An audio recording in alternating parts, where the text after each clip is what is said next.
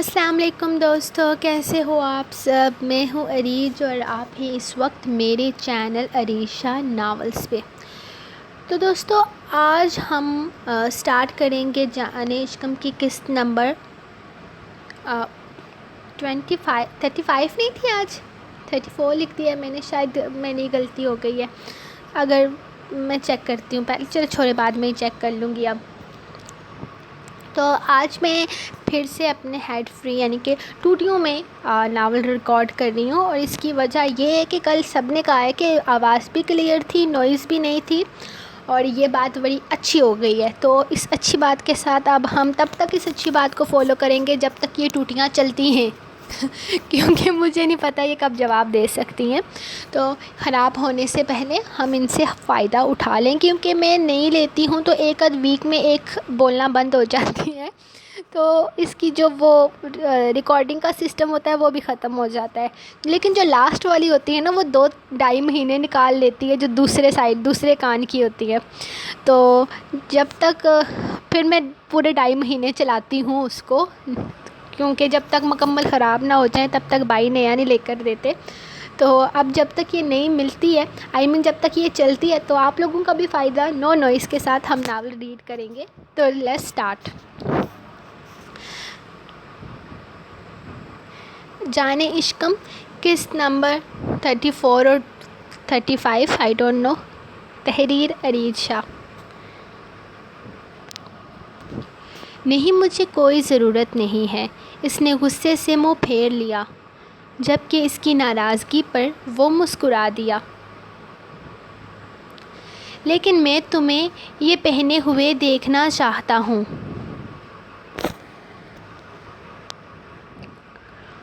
وہ گاڑی کا شیشہ نیچے کرتے ہوئے چھوٹے سے بچے کو آواز لگا چکا تھا۔ میں نے منع کیا نا آپ پر میری کسی بات کا اثر کیوں نہیں ہوتا؟ تم اثر لیتی ہو میری کسی بات کا؟ وہ الٹا سوال کرنے لگا۔ جی بھیا بولیں، کیا چاہیے؟ میرے پاس گجرے بھی ہیں اور ہار بھی ہیں، قبروں پر ڈالنے کے لیے پھول بھی ہیں۔ چھوٹا سا بچہ ہاتھوں میں چند شاپر اور چند پھولوں کے گجرے لیے اسے دکھا رہا تھا۔ ارے نہیں یار، میری بیوی زندہ ہے، قبر پر پھول ڈالنے کی نوبت نہیں آئی، اس کے بارے میں ہم بعد میں سوچیں گے، فی الحال تو تم یہ ہاتھ میں پہننے کے لیے گجرے دے دو۔ ویسے تم اسی سڑک پر پائے جاتے ہو نا؟ کیونکہ مجھے یقین ہے آج نہیں تو کل میری بیگم کی جو حرکتیں ہیں نا، جلد ہی تم سے قبر کے پھول لینے کی نوبت بھی آ جائے گی۔ وہ مسکراتے ہوئے شرارتی انداز میں بول رہا تھا، جبکہ بچہ پہلے تو حیران سا اس کی باتیں سنتا رہا، پھر اس کا مذاق سمجھ کر ہنس دیا۔ ارے صاحب جی، ایسی باتیں کیوں کرتے ہو؟ باجی کتنی پیاری ہے، اللہ پاک تم دونوں کی جوڑی سلامت رکھے اور تم ایسے ہی ہمیشہ ایک ساتھ رہو۔ وہ گجرے نکال کر اسے دیتے ہوئے کہنے لگا۔ بہت شکریہ دوست، یہ رکھو۔ وہ پیسے نکال کر اسے دینے لگا۔ صاحب میں چینج لے کر آتا ہوں۔ وہ اسے دیکھ کر بھاگنے ہی لگا تھا کہ اس نے روک لیا۔ ضرورت نہیں دوست، تم رکھ لو۔ اور بتاؤ کیا کرتے ہو پھول بیچنے کے علاوہ؟ وہ اسے دیکھتے ہوئے سوال کرنے لگا، کیونکہ اس وقت عنائش کو مخاطب کرنا تو جیسے اپنے لیے سزا ہی بن گیا تھا، اسی لیے وہ اپنی بوریت دور کرنے لگا۔ کچھ نہیں صاحب، پھول بیچتا ہوں۔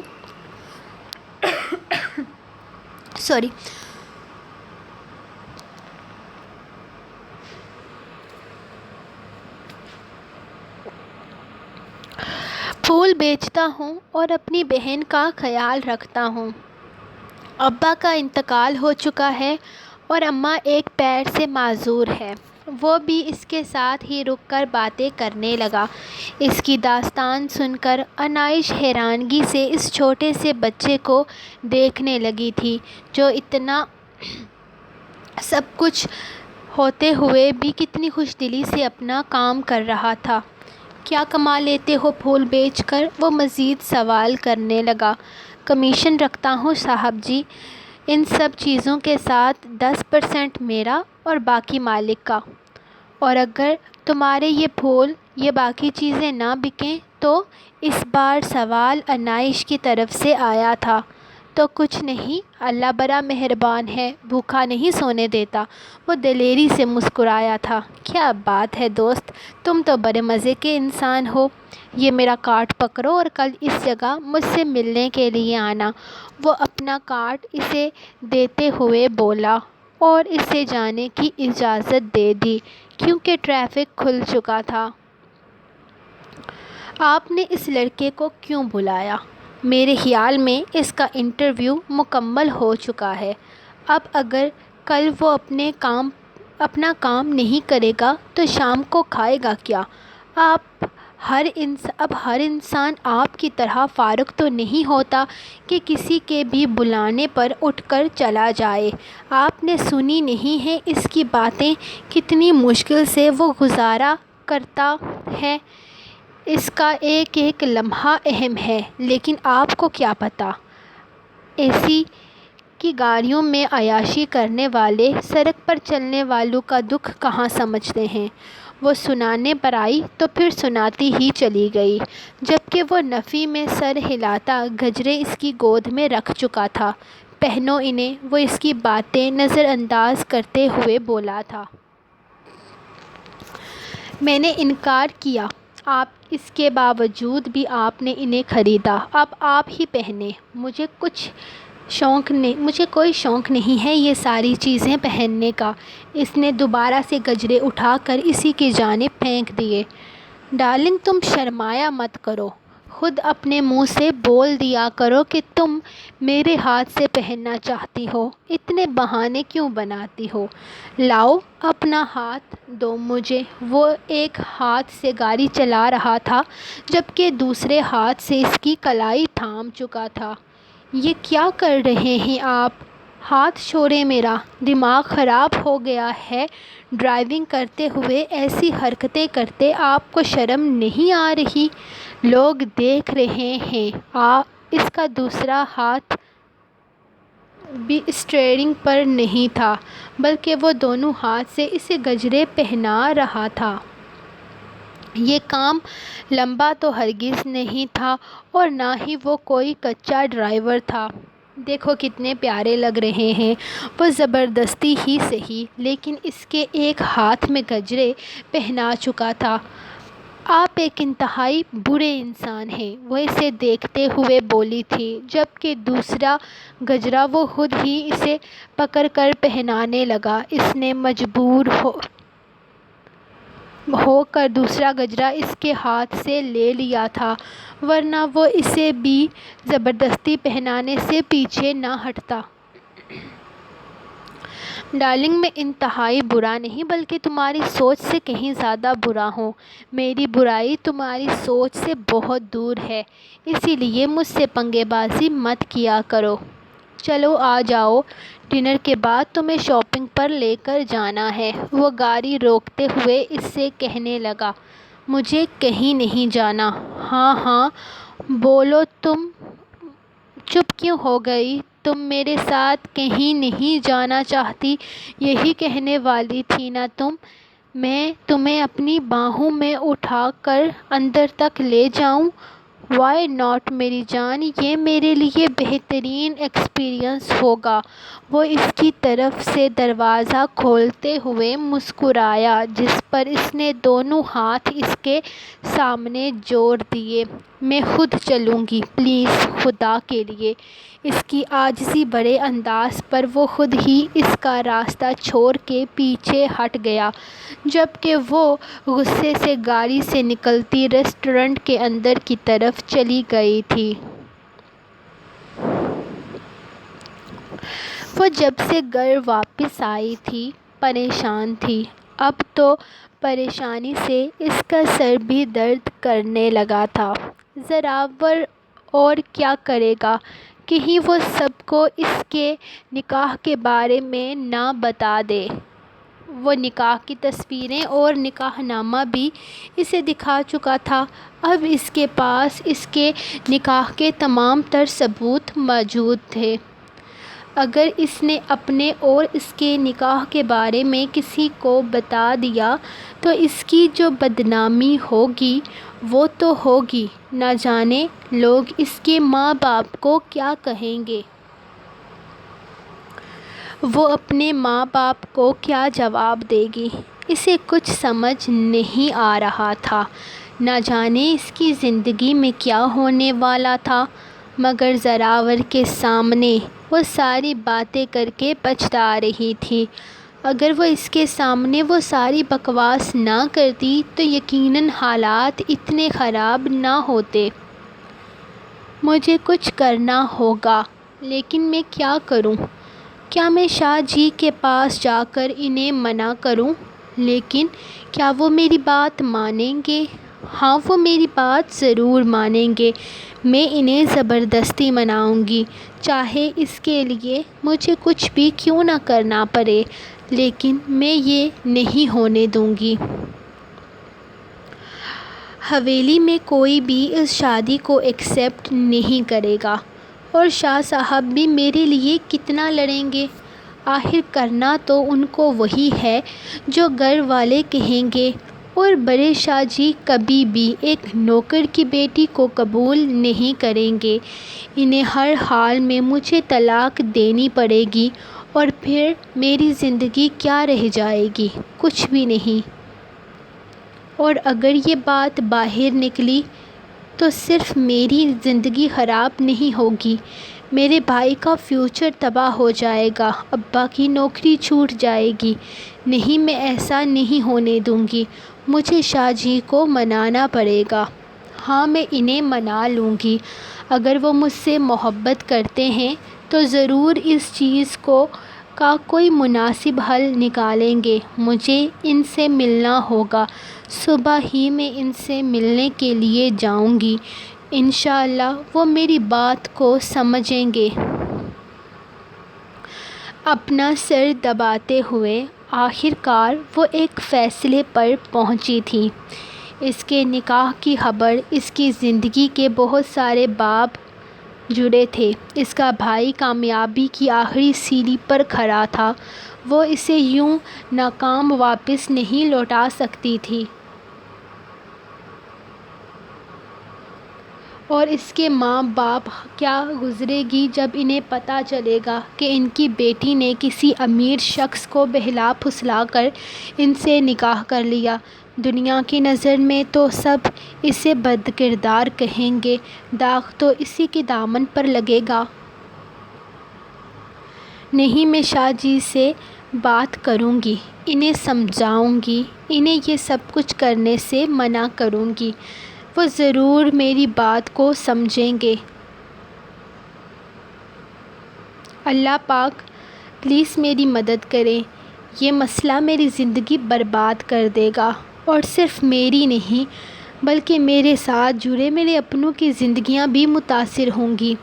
پلیز میرے لیے آسانی پیدا کریں۔ بے شک آپ اپنے بندوں کے دلوں کا حال سمجھ کر ان کے لیے آسانیاں پیدا کرتے ہیں۔ مجھے بھی رستہ دکھائیں میرے مالک۔ وہ خدا سے دعا کرتی آنے والے وقت کو سوچ رہی تھی۔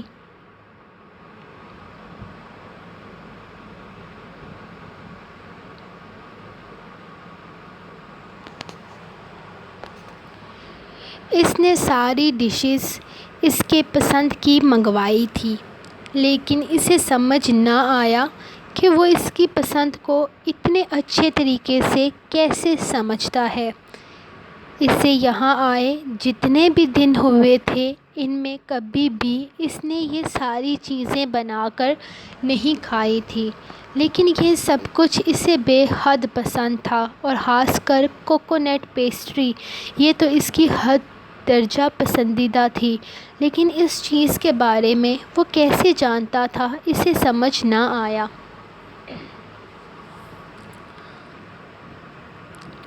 وہ اس کے سامنے بیٹھا آرام سے کھانا کھا رہا تھا، جبکہ وہ کتنی ہی دیر اسے دیکھتی رہی، اور پھر خود بھی کھانا شروع کر دیا۔ جانتا ہوں میں، یہ کوکونٹ پیسٹری اتنے مزے کی نہیں ہے۔ آف کورس چاچی جان کے ہاتھ کا سواد تو نہیں ہے نا اس میں۔ ان کی تو بات ہی الگ تھی۔ تمہیں تو یاد بھی نہیں ہوگا، وہ بچپن میں ہمارے لیے ہر سنڈے اس لالچ میں بناتی تھی کہ ہم ٹھیک سے پڑھائی پر دھیان دیں گے، اور ہم پورا ہفتہ دل لگا کر پڑھتے تھے کہ ہفتے کے بعد ہمیں اپنی من پسند چیزیں ملیں گی۔ وہ دن بہت خوبصورت تھے۔ میں تمہارے لیے چاچی جان کے ہاتھ کا کوکونٹ تو نہیں منگوا سکتا، فی الحال اسی پر گزارا کرو۔ حویلی چل کر تمہیں عبداللہ کے ہاتھ کا کھلواؤں گا، وہ بالکل چاچی کی طرح ہی بناتا ہے۔ وہ مسکراتے ہوئے بولا تو عبداللہ کے نام پر اس کے ہاتھ رک گئے۔ یہ نام اس کے لیے انجان نہیں تھا۔ عبداللہ؟ وہ حیرانگی سے اسے دیکھنے لگی۔ ہاں عبداللہ، سچ کہہ رہا ہوں میں، وہ بہت مزے کی بناتا ہے، ایسا لگتا ہے جیسے چاچی نے ہی سکھایا ہو۔ ہم سب زبردستی اس سے بنواتے ہیں جس دن دادا جان گھر پر نہیں ہوتے، ورنہ دادا جان کا پوتا کچن میں کام کرے یہ بات گوارا ہی کہاں ہے۔ وہ مسلسل بول رہا تھا جب اسے احساس ہوا انائش کھانا نہیں کھا رہی بلکہ آنسو بہا رہی ہے۔ کیا ہوا؟ تم رو کیوں رہی ہو؟ بتاؤ مجھے انائش، کیا ہوا ہے؟ اس طرح سے اچانک رونے کیوں لگ گئی تم؟ وہ پریشانی سے اسے دیکھتے اس کا رونا اسے سمجھ نہ آیا۔ آپ کو کسی کے جذبات کے ساتھ کھیلنے میں شرم نہیں آتی؟ صرف اس لیے کہ آپ مجھے حویلی لے کر جا سکیں آپ عبداللہ کا نام لے رہے ہیں، جبکہ یہ بات آپ بھی جانتے ہیں اور میں بھی کہ عبداللہ تو زندہ ہی نہیں ہے، اسے تو مار دیا تھا مہران شاہ نے، اس کا قتل کیا تھا۔ اور عبداللہ زندہ ہے انائش، اور میں تم سے جھوٹ ہرگز نہیں بول رہا۔ جھوٹ تم سے بولا گیا ہے، تم سے بہت کچھ چھپایا گیا ہے۔ اگر تمہیں یقین نہیں آتا تو چلو میرے ساتھ، تمہیں خود عبداللہ سے ملواؤں گا، تم خود اسے اپنی آنکھوں سے دیکھ کر یقین کر لینا۔